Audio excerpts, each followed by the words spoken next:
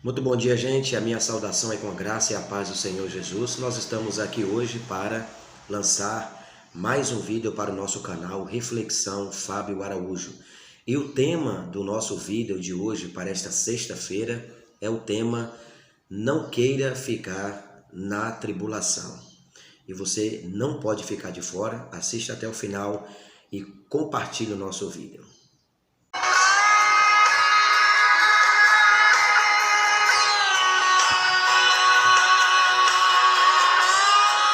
Bom, gente, estamos de volta aqui para compartilhar mais um vídeo para o nosso canal.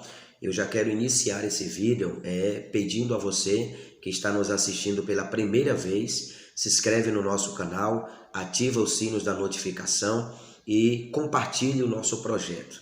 Hoje eu venho trazer um vídeo importantíssimo para você com o tema Não queira ficar na tribulação. Por que eu vou sugerir esse tema para o nosso vídeo dessa sexta-feira? Porque há muitas dúvidas no coração e na mente de muitas pessoas com relação a esse assunto. Até porque nós sabemos que tem alguns irmãos, alguns pregadores que temem em pregar que a igreja passará e estará aqui na terra no período da tribulação.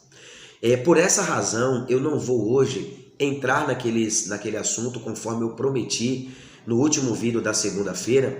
Haja vista que nesta semana eu fiquei devendo aí, algumas pessoas até comentaram, eu fiquei devendo o vídeo da quarta-feira. Nós tivemos aí algumas atividades assim, de maneira bem acelerada e a gente não pôde, não tive como, na verdade, gravar o vídeo para quarta-feira. Mas conforme eu havia prometido no último vídeo, nós vamos sim mergulhar de cabeça a partir de agora no livro do Apocalipse. Haja vista que eu já lancei vídeos falando sobre as 7 eras da igreja, que está ali nos primeiros capítulos, então não vai ser necessário eu tratar muito nesses assuntos, porque já tem uma série sobre isso, e também os 4 cavaleiros do Apocalipse. Esses dois assuntos já está tratado e a gente vai fazer essa separação. Nós vamos entrar em outros assuntos complexos, que também estão inseridos no Apocalipse, e a gente vai buscar transmitir para vocês aquilo que a gente entende nesses assuntos. Mas eu achei por necessário, inclusive eu vou até me basear aqui em um texto do Apocalipse, eu achei necessário gravar mais um vídeo falando sobre a questão da tribulação. É porque, para quem não sabe, existe essas linhas de entendimento que a gente intitula como o pós-tribulacionista e o pré-tribulacionista. Me chamo de pré-tribulacionista porque eu acredito que Cristo arrebatará a sua igreja, ou parte da igreja, melhor dizendo, antes da tribulação. E nós temos bases bíblicas e teológicas para isso. Agora, se alguém ensina que a igreja passará pela tribulação, que fique na tribulação quem ensina e quem acredita. Isso é um assunto que tem que ser definido entre a gente. Eu não vou parar para discutir com alguém que acredita que a igreja passará pela tribulação. O que mais existe hoje são pessoas que acreditam nessa linha. E o que mais existem hoje são pessoas que acreditam na linha de que o arrebatamento ocorrerá antes do período da tribulação. Na verdade, o arrebatamento acontecerá no pontapé inicial da tribulação. Quando a tribulação começar a iniciar, vai começar a iniciar os 3 primeiros, os 3 anos e meio primeiro e depois os outros 3 anos e meio. Então, nesse iniciozinho aí, a igreja será arrebatada. Agora, é evidente que eu acredito que não é nem com base na notícia que eu recebi, mandaram para mim uma notícia que inclusive saiu em um jornal dos Estados Unidos, de que um rabino judeu está conversando com o Messias, né? O Messias, quero lembrar para você que esse Messias que ele está conversando, dizem que é um dos mais respeitados rabinos de Israel. Esse rabino acredita que esse é o Messias, e nós sabemos que esse assunto se trata do anticristo, que é o Messias daqueles que não aceitaram a ideia de Cristo, a crucificação, não entendem até hoje que Cristo é o nosso Salvador, que Cristo é o nosso Redentor. Então, eu não vou duvidar que esse Messias esteja em Israel e que esse rabino já esteja até conversando com ele. Bom, se esse Messias, que possivelmente seja o anticristo, já esteja realmente em Israel, não é? Então você vai considerar os meus 4 últimos vídeos, quando eu falei sobre a paz da Jerusalém atual, não é? Será que devemos orar pela paz da Jerusalém atual? E sobre os outros assuntos que eu tratei após esse vídeo. E aí você vai considerar, vai assistir novamente e vai tirar a sua conclusão daquilo que eu venho falando, alertando as pessoas do nosso canal. Evidentemente que o nosso canal ainda está no início, praticamente são quase 5 meses, a gente vai chegar ao 5º mês ainda, no dia 2 de setembro, mas nós estamos avançando e cumprindo a nossa missão. Agora, eu acredito piamente que, mesmo se esse anticristo, que é o Messias dos judeus que não aceitam a mensagem de Cristo, estiver realmente em Israel, antes que ele se revele, antes que ele se manifeste, como está lá em 2 Tessalonicenses capítulo 2, verso 5 em diante, a igreja será arrebatada. É dessa maneira que eu creio, dessa maneira que eu acredito, e vou ser fiel a essa mensagem até o final da minha vida. Eu não vou titubear com relação àquilo que eu acredito. Agora, quando eu olho para Mateus, capítulo de número 24, eu quero que os pós-tribulacionistas me expliquem isso aqui. Eu quero que eles me dêem uma explicação relacionada a esse texto que eu vou ler para vocês aqui agora. Ok? Como é que a nossa corrida vai ser em vão, como diz o apóstolo Paulo? Que a nossa corrida é por uma redenção. E ele disse lá em Lucas capítulo 21, versículo 28, quando essas coisas começarem a acontecer, esses sinais da manifestação do anticristo, de um novo Messias, um Messias que muitos judeus estão esperando, muitos, ainda são poucos, muitos estão esperando, e tantas outras pessoas estão esperando. Um Messias que vai trazer solução na economia, vai trazer solução na saúde, vai trazer solução na religião, vai unificar, não é? O ecumenismo será estabelecido na face da terra.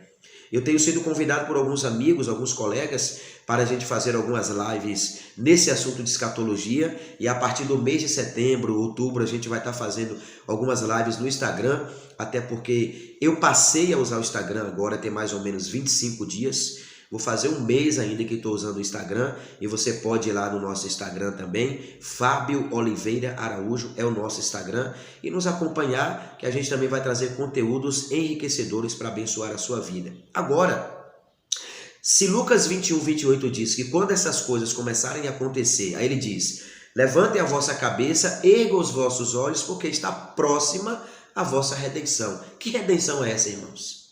De que redenção que ele está falando? Daqueles que acreditaram, que correram por uma coroa incorruptível.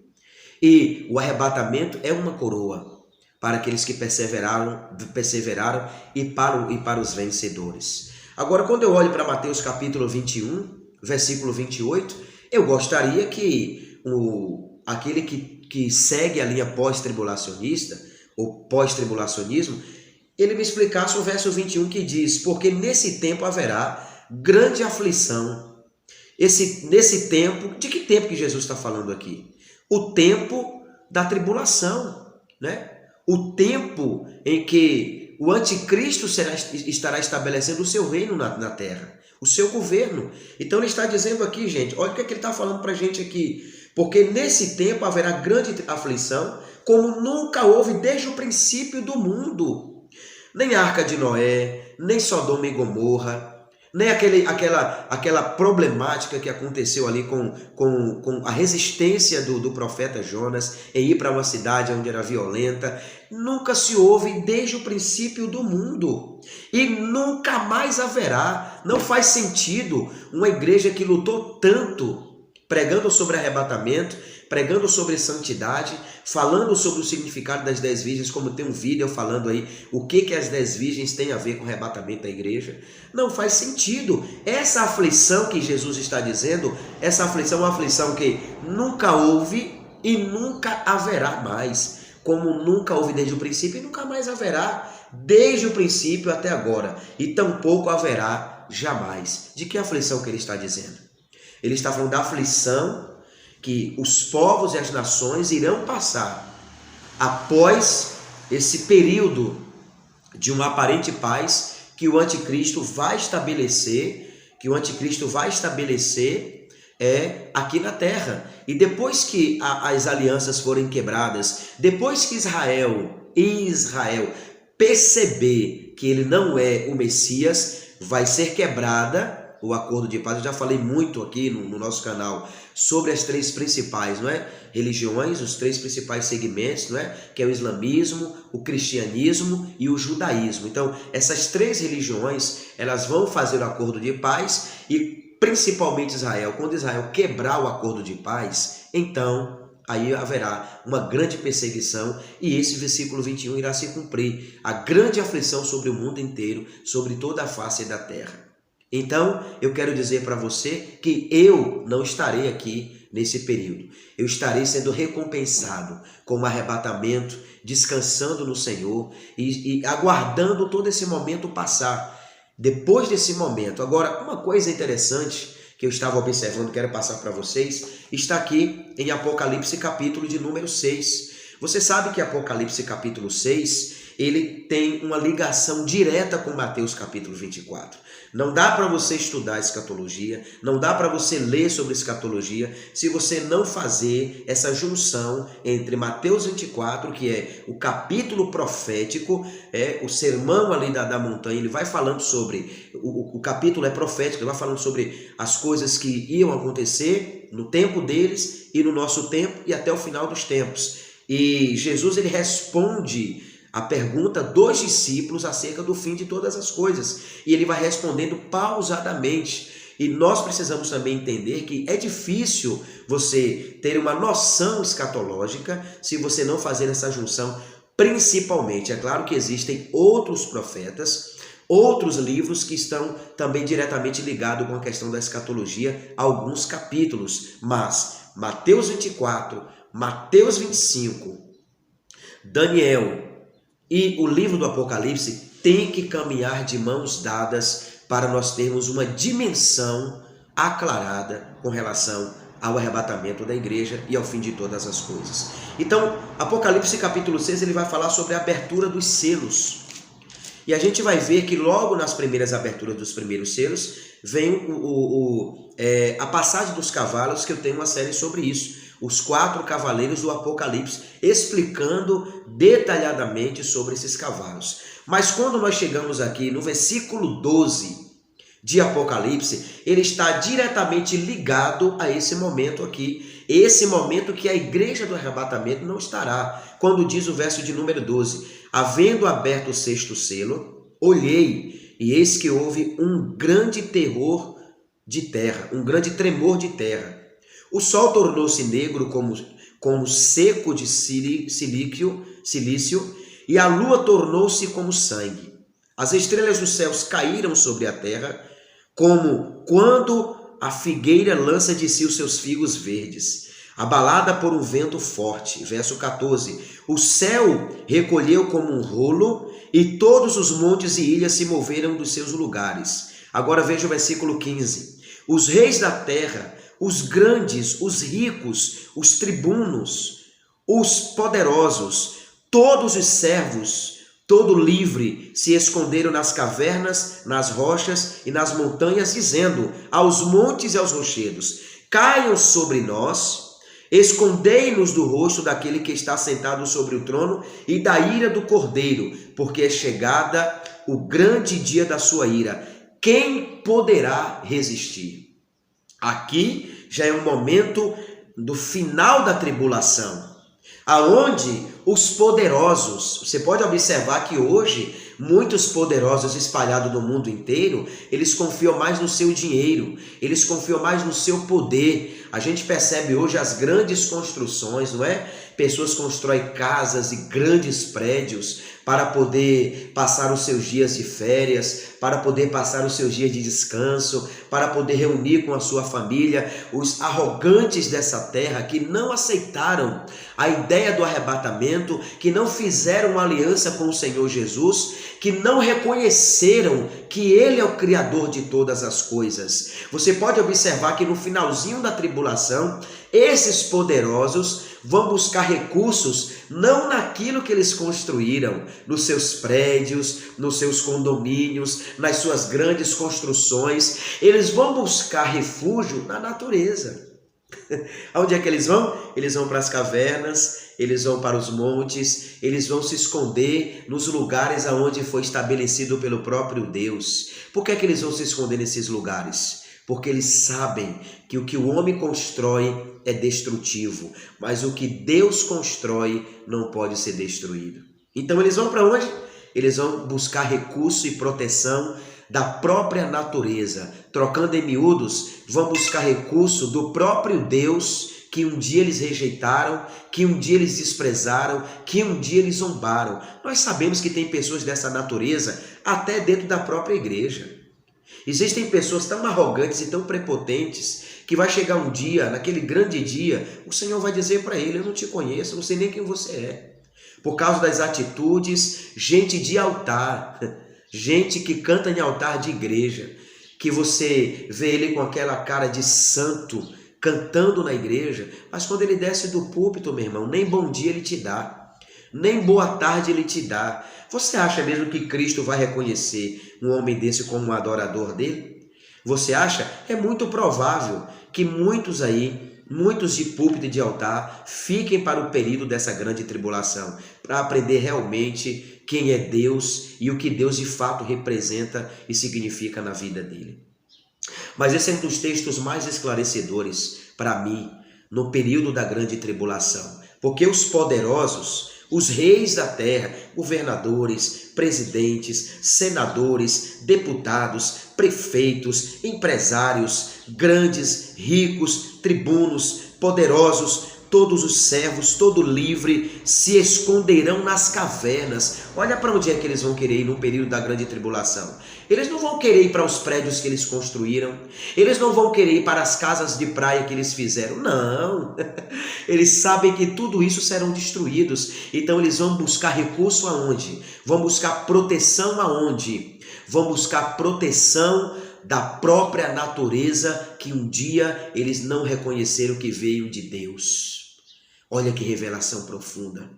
Olha que entendimento escatológico profundo para nossas vidas. E eles vão clamar e vão dizer: caiam sobre nós, nos matem, porque a ira desse homem é terrível. Ninguém vai fugir da ira desse homem. Pois é, você que está assistindo esse vídeo nessa manhã, ou nesse dia, ou nessa noite, eu não sei que hora você está assistindo, mas eu quero dizer para você uma coisa: não queira ficar na tribulação, porque os pós-tribulacionistas, eles vão viver isso aqui, e nós não vamos viver isso aqui, porque nós estamos aguardando a redenção do Todo-Poderoso, a redenção do Criador dos céus e da terra. Por isso eu quero pedir para você, meu irmão e minha irmã, se você está assistindo esse vídeo, compartilhe ele, não deixe com que esse vídeo, esse ensinamento fique só para você, mas compartilhe, peça para os seus familiares se reconciliarem com o Senhor, seus filhos, seus amigos, procure a ajuda de líderes verdadeiros